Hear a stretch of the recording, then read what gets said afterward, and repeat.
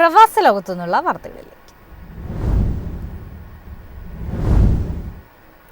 5 ലക്ഷത്തിലധികം ആളുകളെ കൂടി ഉടൻ നാടുകടത്തുമെന്ന US. ക്യൂബ ഉൾപ്പെടെ 4 രാജ്യങ്ങളിൽ നിന്നുള്ളവരുടെ താൽക്കാലിക നിയമപരിരക്ഷ പിൻവലിക്കുമെന്നും US.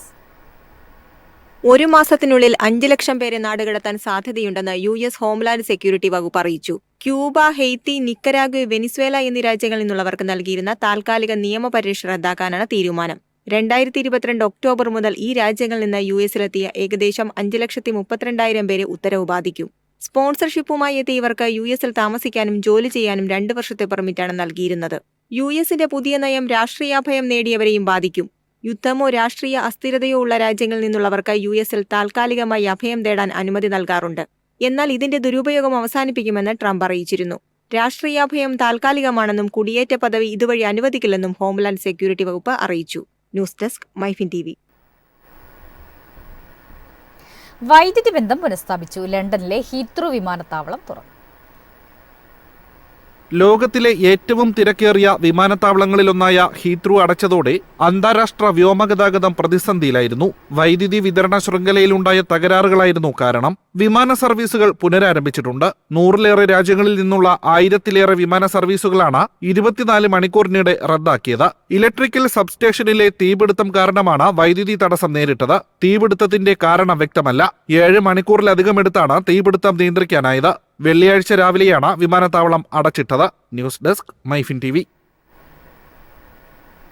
ദുബായിലെ പാർക്കിങ്ങുകളിൽ ഏപ്രിൽ മുതൽ ഇലക്ട്രിക് വാഹന ചാർജിംഗ് സൗകര്യം ഏർപ്പെടുത്തും. ജലവൈദ്യുതി വകുപ്പുമായി സഹകരിച്ചാണ് പാർക്കിംഗ് കമ്പനി പദ്ധതി നടപ്പിലാക്കുന്നത്. പാർക്കിംഗ് കമ്പനിയുടെ ഡിജിറ്റൽ പാക്കേജ് വഴി പാർക്കിംഗ് ചാർജിംഗ് നിരക്കുകൾ അടയ്ക്കാം.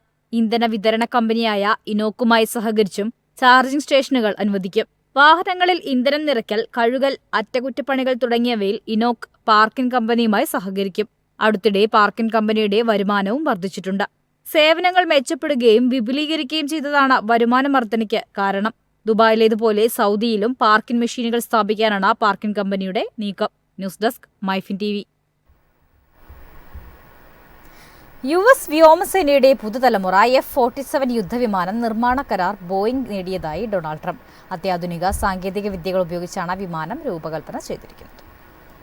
അമേരിക്കയിലെ മുൻനിര വിമാന കമ്പനികൾ തമ്മിലുള്ള കടുത്ത മത്സരത്തിനു ശേഷം പുത്തൻ തലമുറ വിമാനങ്ങളുടെ കരാർ വ്യോമസേന ബോയിങ്ങിന് നൽകിയതായി ട്രംപ് പറഞ്ഞു. 2 പതിറ്റാണ്ടുകളായി സേവനത്തിലുള്ള പഴകിയ F-22 സ്റ്റെൽത്ത് വിമാനത്തിന് പകരമാണ് നൂതന യുദ്ധവിമാനം. സുരക്ഷാ പരിഗണനകൾ കാരണം കരാറിന്റെ സാമ്പത്തിക വിശദാംശങ്ങൾ വെളിപ്പെടുത്തിയിട്ടില്ല.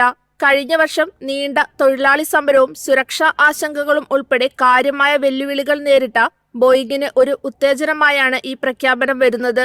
US സൈന്യത്തെ സംബന്ധിച്ചിടത്തോളം F-47 വളരെ പ്രധാനമാണ്. അത്യാധുനിക സാങ്കേതിക വിദ്യയും ആധുനിക വ്യോമ പോരാട്ട ശേഷികളും സംയോജിപ്പിക്കുന്നു. ഡ്രോണുകളുമായി ഏകോപിപ്പിച്ച് പ്രവർത്തിക്കാൻ കഴിയുന്ന തരത്തിലാണ് വിമാനം രൂപകൽപ്പന ചെയ്തിരിക്കുന്നത്. News desk Myfin TV. തീർത്ഥാടകർക്ക് മക്ക ഹറമിൽ സഞ്ചരിക്കാനുള്ള ഗോൾഫ് വാഹനങ്ങൾക്ക് ഇനി ബുക്കിംഗ് മാത്രം. 65 വയസ്സിന് മുകളിൽ പ്രായമുള്ളവർക്ക് വേണ്ടിയാണ് ഈ വാഹനങ്ങളുടെ സൗകര്യം. ഗോൾഫ് വാഹനങ്ങൾക്ക് നേരിട്ടുള്ള ബുക്കിംഗ് താൽക്കാലികമായി നിർത്തിവെച്ചതായി അധികൃതർ അറിയിച്ചു. ഇനി മുതൽ മൊബൈൽ ആപ്ലിക്കേഷൻ വഴിയുള്ള ബുക്കിംഗ് മാത്രമേ സ്വീകരിക്കൂ. 65 വയസ്സിന് മുകളിൽ പ്രായമായവർക്കാണ് ഗോൾഫ് വാഹനങ്ങളുടെ സൗകര്യം ലഭിക്കുക. ഓൺലൈനായി സ്വന്തമായോ നിശ്ചിത സർവീസ് പോയിന്റുകളിൽ നിന്നോ ബുക്കിംഗ് നടത്താനാകും. എന്നാൽ ഭിന്നശേഷിക്കാർക്കും അവരുടെ ഒപ്പമുള്ളവർക്കും ബുക്കിംഗ് ആവശ്യമില്ല. അവർക്ക് സൗജന്യമായി ഗോൾഫ് വാഹനം ഉപയോഗിക്കാനാകും. ടിക്കറ്റും തിരിച്ചറിയൽ കാർഡും സഹിതം കൃത്യസമയത്ത് തന്നെ വാഹന സൗകര്യമുള്ള ഇടത്ത് എത്തണം. മസ്ജിദുൽ ഹറാമിൽ നിരവധി സ്ഥലങ്ങളിൽ ഗോൾഫ് വാഹനങ്ങൾ ഏർപ്പാടാക്കിയിട്ടുണ്ട്.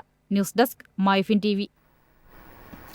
UAE-യിൽ പാചക എണ്ണ വിൽപ്പനയിൽ കുതിപ്പ് 50% വരെ ഉയർന്നു. റംസാൻ വിഭവങ്ങളിൽ എണ്ണപ്പലഹാരങ്ങളുടെ സ്ഥാനം വലുതാണ്. അതിനാൽ തന്നെ ഈ കാലയളവിൽ എണ്ണപ്പലഹാരങ്ങൾക്ക് ഡിമാൻഡ് കൂടിയതിനാൽ എണ്ണ വിൽപ്പനയും ഉയർന്നു. തവിടെണ്ണ, olive oil, palm oil, sunflower oil, വെളിച്ചെണ്ണ എന്നിവയ്ക്കെല്ലാം ആവശ്യക്കാർ ഏറെയാണ്. ഡിമാൻഡ് കൂടിയതിനാൽ ചില ബ്രാൻഡുകൾക്ക് കമ്പനികൾ 60% വരെ വിലക്കുറവും നൽകുന്നുണ്ട്. സൗദി, ജോർദാൻ, പലസ്തീൻ, ലെബനൻ, തുർക്കി, സ്പെയിൻ, ഇറ്റലി തുടങ്ങിയ രാജ്യങ്ങളിൽ നിന്ന് പാചക എണ്ണ UAE-യിലേക്ക് ഇറക്കുമതി ചെയ്യുന്നുണ്ട്.